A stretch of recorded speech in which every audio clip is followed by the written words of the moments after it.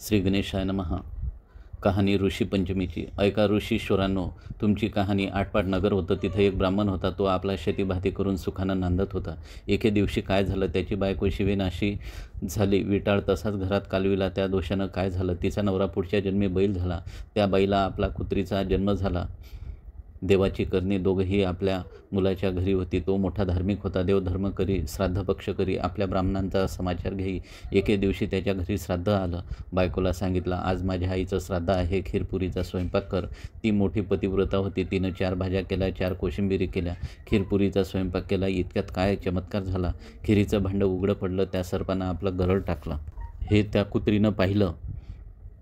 मनात विचार केला, ब्राह्मण खीर खातील नि मरून जातील. मुलाला ब्रह्महत्येचं पातक लागेल. म्हणून उठली, पटकन खिरीच्या पातेल्याला शिवली. ब्राह्मणाच्या बायकोला राग आला. तिने जळतं कोलीत घेतलं नि कुत्रीच्या कमरेत मारलं.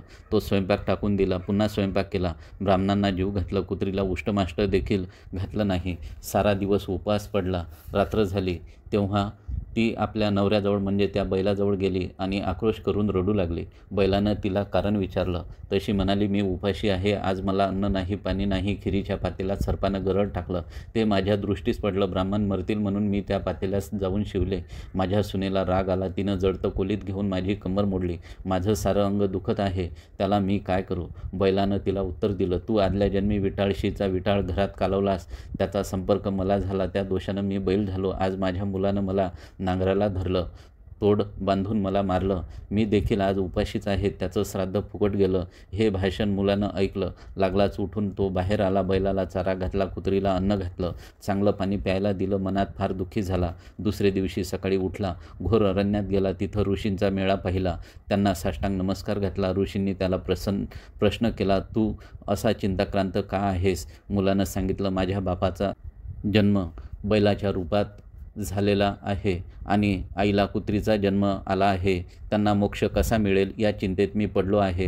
कृपा करून मला उपाय सांगा. तेव्हा त्याला ऋषींनी सांगितलं, तू ऋषी पंचमीचं व्रत कर.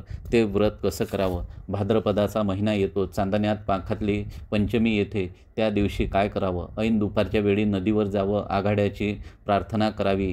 त्यांच्या काष्टानं दंतधावन करावं. आवळकंठी कुटून घ्यावी. तीळ वाटून घ्यावे. ते तेल केसाला लावावं. मग आंघोळ करावी. धुतलेले वस्त्र नेसावी. चांगल्या ठिकाणी जावं. अरुंधतीसह सप्तऋषींची पूजा करावी. असं 7 वर्ष करावं.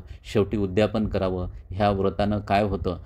राजस्वाला दोष नाहीसा होतो. पापापासून मुक्तता होते. नाना तीर्थांच्या स्नानाचं पुण्य लाभतं. नाना प्रकाराच्या दानाचं पुण्य लाभतं. मुनी इच्छिलं कार्य होतं. मुलानं ते व्रत केलं. त्याचं पुण्य आईबापांना दिलं. त्या पुण्यानं काय झालं.